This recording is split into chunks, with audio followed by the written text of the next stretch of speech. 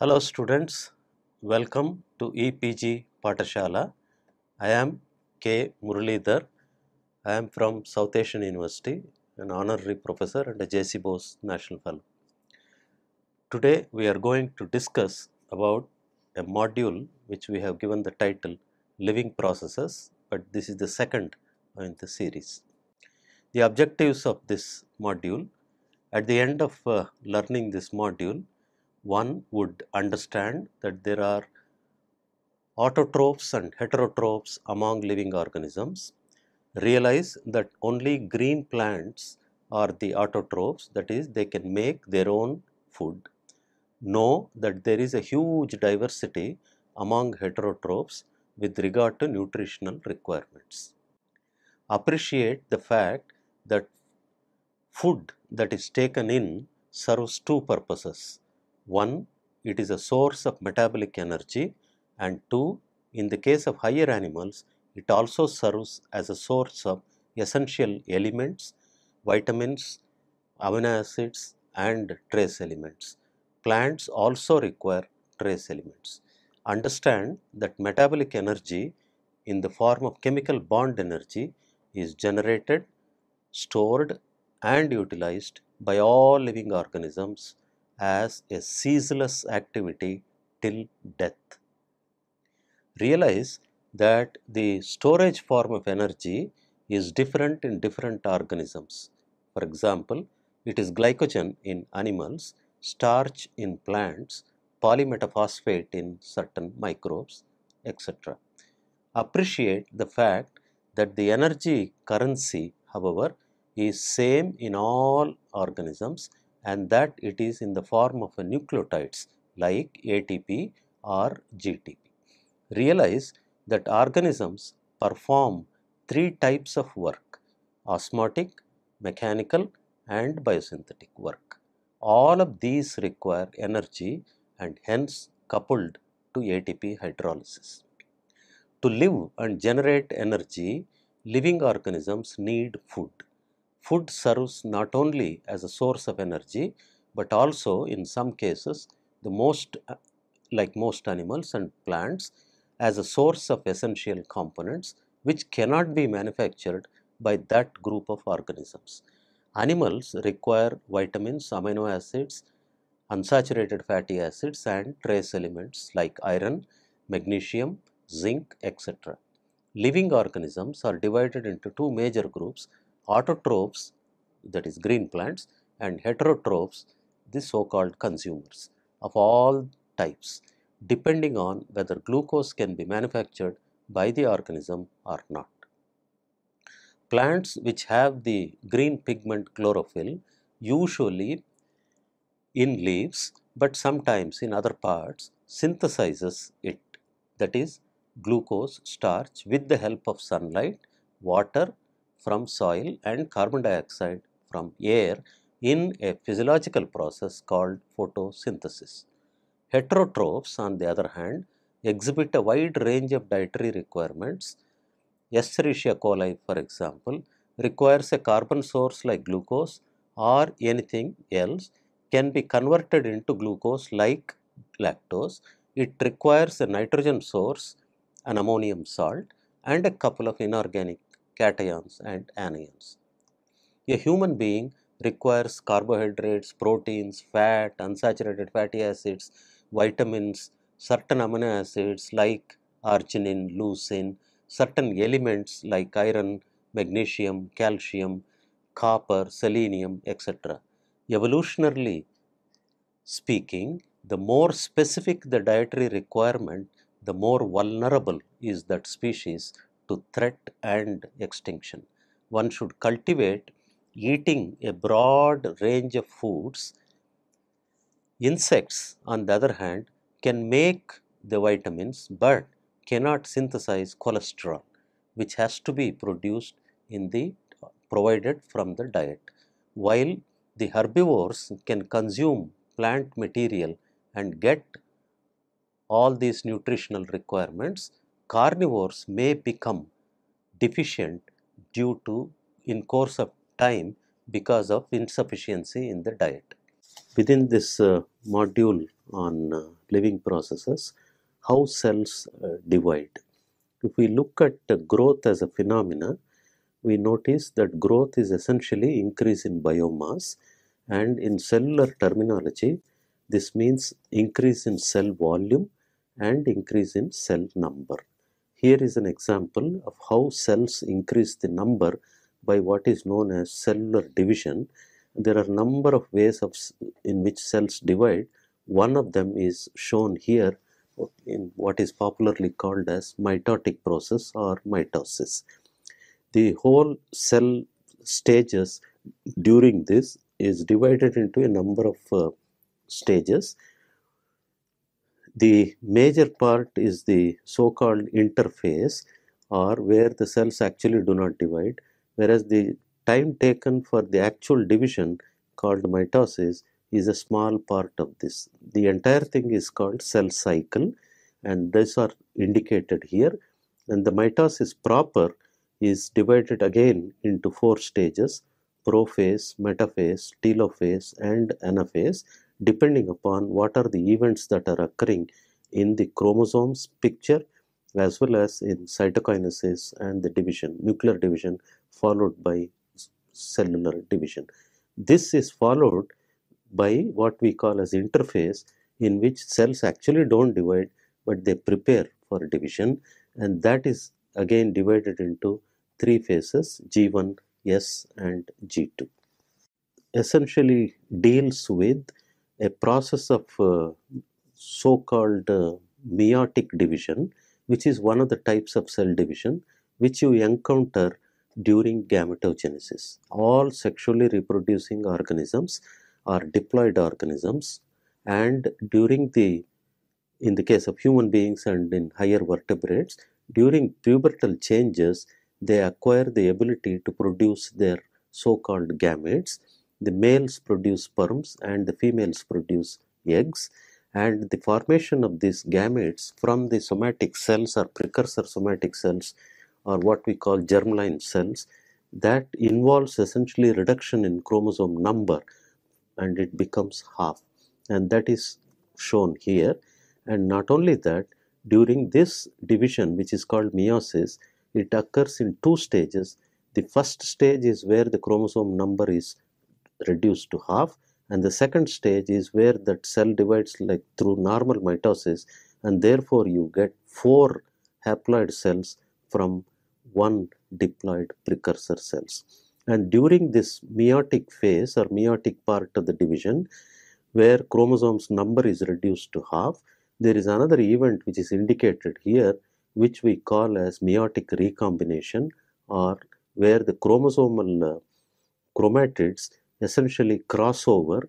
There is an exchange of genetic material, as is indicated here, and that results in introduction of variation, of which Darwin was highly confused, as he didn't have a clue as to how you get variation among any living organisms.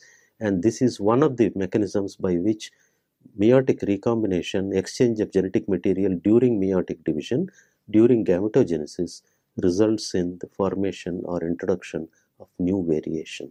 This is known.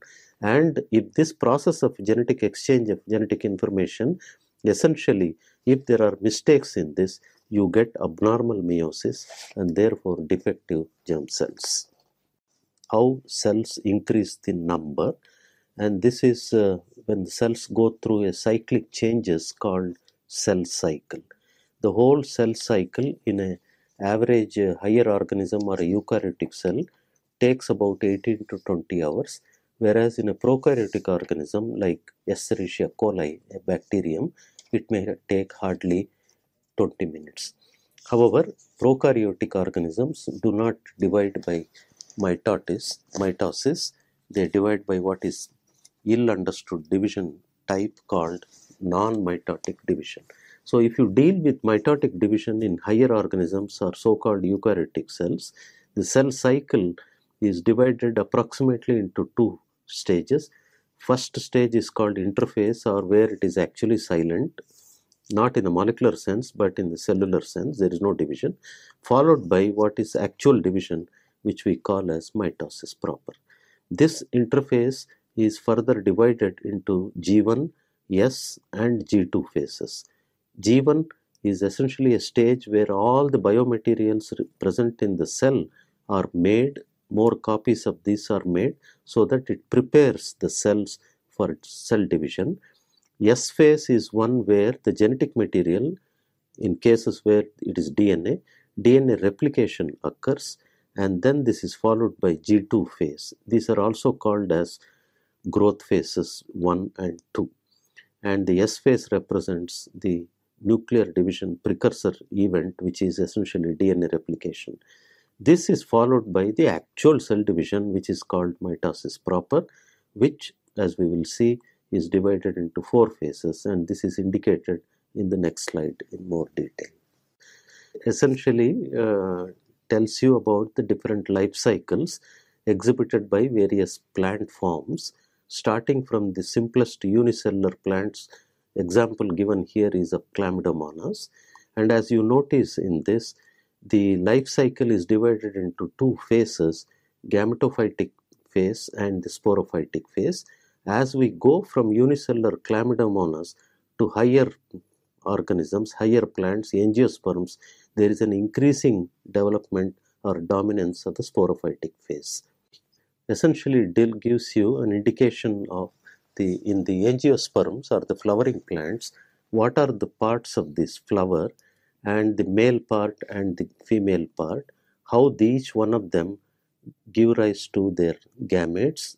In this case, the male is known as the pollen and the female is the egg or the ovule, and how these pollens, unlike in the case of animals, has to be transferred from this part after they are delivered or produced on to the female part, and thus pollen has to be transferred. In many cases, it may go by wind, it may be transferred by organisms like birds, or there are other ways of transferring this pollen. Ultimately, the pollen will fall on the female part and forms what is known as a pollen tube, which finally leads to fertilization. In the case of plants or flowering plants, there is a triple fertilization leading to the formation of ultimately fruit. Gives an example of mammals or organisms among animals which deliver live pups, and part of the development of the so-called fertilized egg is within the maternal organism. Here is an example, as you could have recognized, a example from human beings, where the fertilized egg, through a process called embryogenesis, initially gets implanted onto the mother's uterine wall in the form of what we call as blastocyst, and this develops during embryogenesis, forms a fetus with fully formed organs and organelles, and then it is delivered outside by a process known as parturition.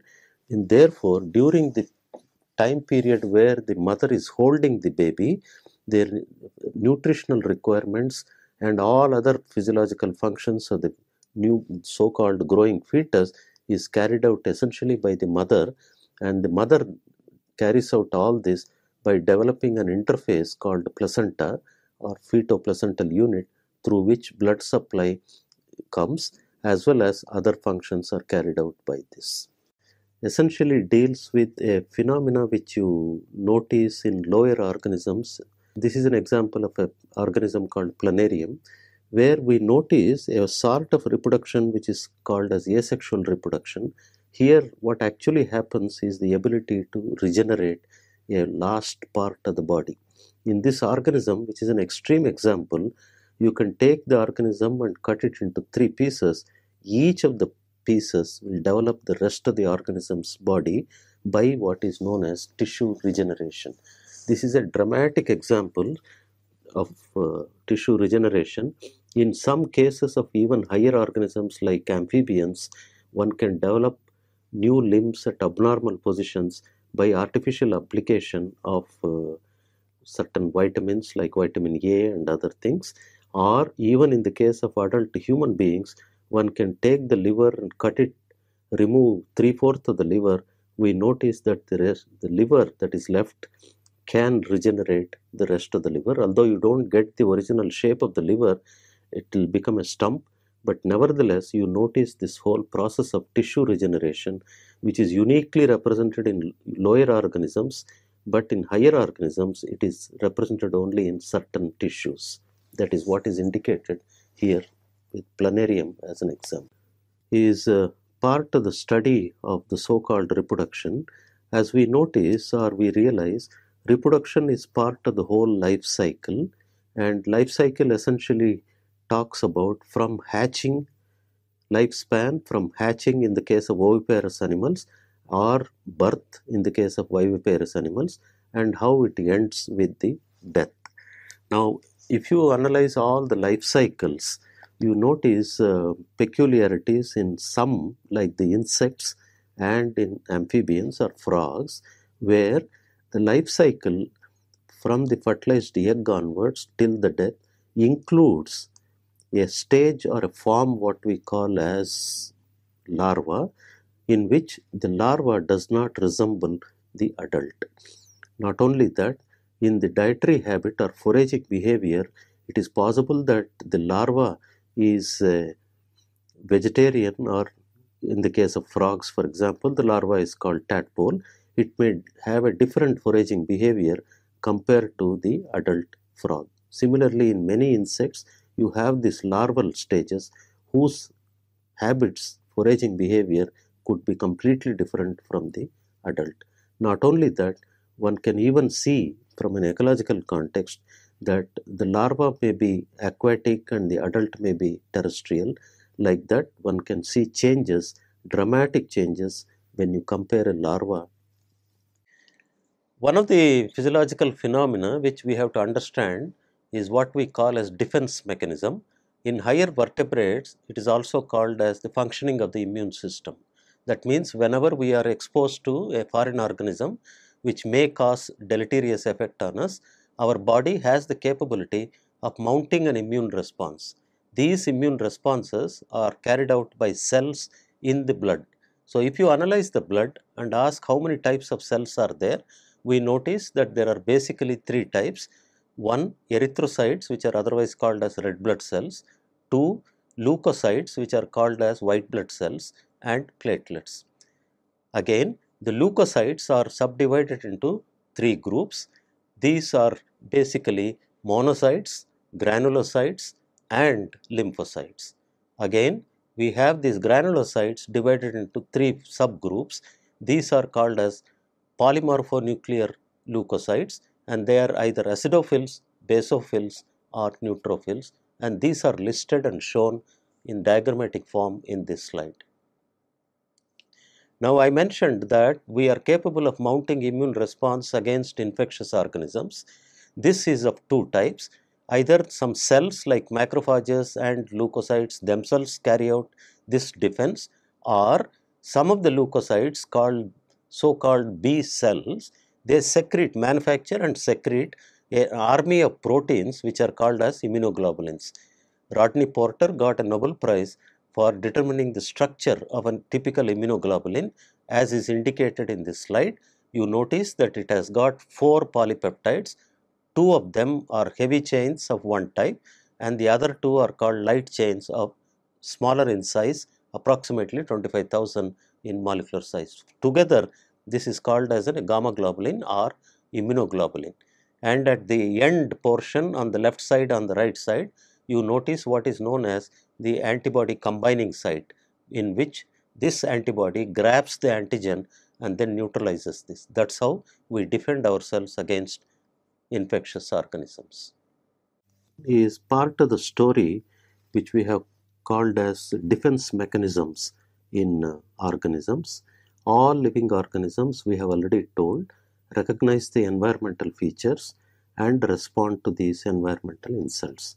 One of the biggest challenges posed to all living organisms is a challenge to their survival by physical, chemical, and biological factors in the environment. And this comes under what we call defense studies. How do living organisms defend themselves from the onslaught of environment? In the case of chemical as well as biological onslaught, there is a peculiar phenomena, and that is that the host organism can mount a defense mechanism, of which there are two types. One is called innate immune mechanism, another is called adaptive immune mechanism. The second one depends on the production of what we call as an army of antibodies.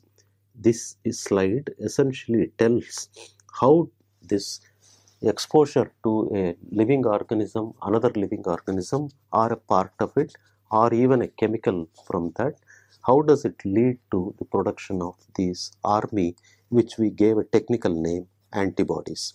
As from this previous slide, we have noticed that the antibody is a protein. It has got 4 subunits, and it is also technically called as immunoglobulin. And the organism, when it is exposed to another living organism or a part of it or a molecule from it, that part is called as immunogen or antigen. There is a slight technical difference between an antigen and an immunogen. An immunogen is no doubt an external origin, but it elicits an immune response, whereas an antigen is simply defined as any substance that is capable of binding to the antibody. Now, how does this antigen or immunogen, when it enters a host body, how is it processed and how is it recognized? And that is what this slide tells. This antigen should have certain properties of shape, size, and certain chemical nature, and it is usually caught, recognized, and processed by what is known as antigen presenting cell. Many of our macrophages, which have phagocytic function, especially in the skin and in certain intestinal cells called mucosa associated cells, these have the capability of processing this antigen. There is a lot of information about how this macromolecular antigen is recognized by these antigen presenting cells, what happens when this recognition occurs, how this recognition essentially includes processing of this, breaking it down into number of parts, say peptides from proteins, and then along with another molecule which is present in all these antigen processing cells called major histocompatibility complex 1 or 2, and this is presented to the other set of cells called T cells and B cells. These presenting cells essentially process and then along with this MHC complex present it to actual antibody producing cells, and that is what is shown here. The antigen presenting cell presents a part of the antigen in the surface along with their MHC protein, and the antibody producing cell essentially recognizes this both, and the process has been described in great detail. Finally, this stimulated antibody producing cell, which is a B cell, essentially starts producing the army called immunoglobulins, which are otherwise also called as antibodies. And therefore, there is a stereospecific molecular recognition between the antibody produced by the antibody producing B cells and the antigen which is presented along with the MHC protein by the so-called antigen presenting cell. Now, in between, there is also something called helper T cells. Now, this whole immune response occurs in two ways. In one, which is popularly called as cell-mediated immunity, and in another, which is known as antibody production, or what we call memory-based antibody production immunity. In the second case, you notice soluble antibodies occurring in the blood, while in the first case, you only see certain cells which are called as the T cells, a sub-branch of subgroup of T cells, recognizing the antigen as well as mounting an immune response. Whereas in the second case, where we talked about memory-based, the B cells not only produce this antibody and exhibit them on the surface, they undergo something called affinity maturation. By a series of cell divisions as well as differentiation, they ultimately become plasma cell, which produces the antibody of highest affinity possible. And that is, of course, you cannot see all these things in this slide. Ultimately, therefore, we mount higher vertebrates two types of immune response. One where you have a cell-mediated immunity, where the response is given by T suppressor cells and T cytotoxic cells against particulate antigens, while in another case you have the T helper cells stimulating the B cells to produce soluble antibodies. These antibodies are circulating in the blood. They are also known as immunoglobulins. About 1% of our total serum proteins is constituted by this fraction, which is together called as gamma globulin, and that is what is indicated here. Gives an example of how man has exploited basic knowledge in every branch of natural science to make it applicable to create what we call as creature comforts for human life or human welfare. Here is an example from biology. The basic science of which we talked about in the previous slides deals with how higher vertebrates, including human beings, mount immune response to produce antibodies so that they go grab the antigen. It can be an infectious organism, it can be an innocuous chemical, and neutralize that antigen. However, we can apply this knowledge in order to produce what we call in medical terminology prophylactic measures, in which you use the known antigen in some modified form and deliberately administer to such human beings who have never contracted that infection, and as a result of which the administered host organism produces antibodies, and when later in life history, when they are actually exposed to the so-called infectious organism, the memory of these antigens present in the infectious organism is somehow lasting for at least 3 years in the host organism, and they produce in a heightened response, which is also technically called anamnestic response or secondary immune response, a huge quantity of antibodies with high affinity, and they will grab the organism infectious dangerous element, foreign element, and then neutralize it. And therefore, as a result of this artificial procedure, man can confer immunity against certain diseases. The first example of this was in the literature.